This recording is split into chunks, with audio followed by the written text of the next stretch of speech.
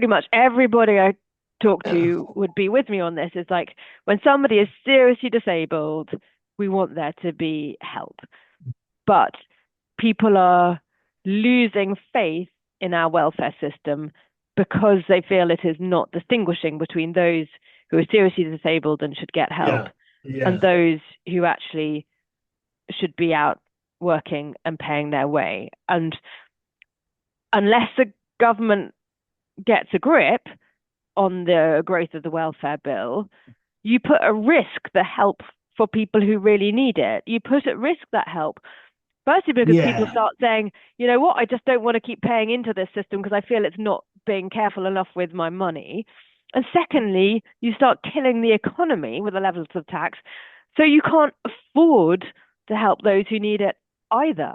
Being able to help people depends on us having a strong economy. And everything the Yeah. government has done, this budget and the previous budget, has been damaging to the economy. And so, at some point, the logical conclusion of this is you get to a point where, however much people might want to help, you can't afford it because you've killed your economy. So that's why, the government has to get a grip of this. But they show no sign of being able to do so.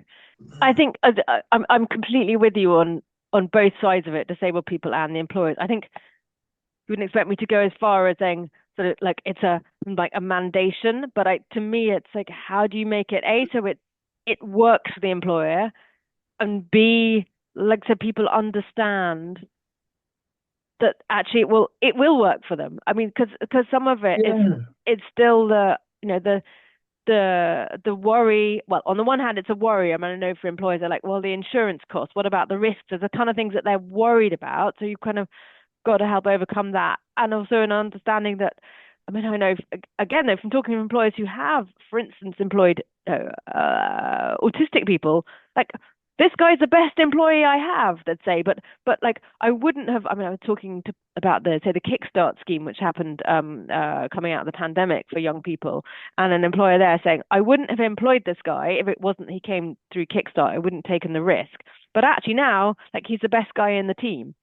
Um, so how do you get people to go from, the original perception, employers, I mean, to go from the original perception of, I'm not sure that's going to work, that's going to be too difficult, to actually, this person with a disability might turn out to be the best member of my team.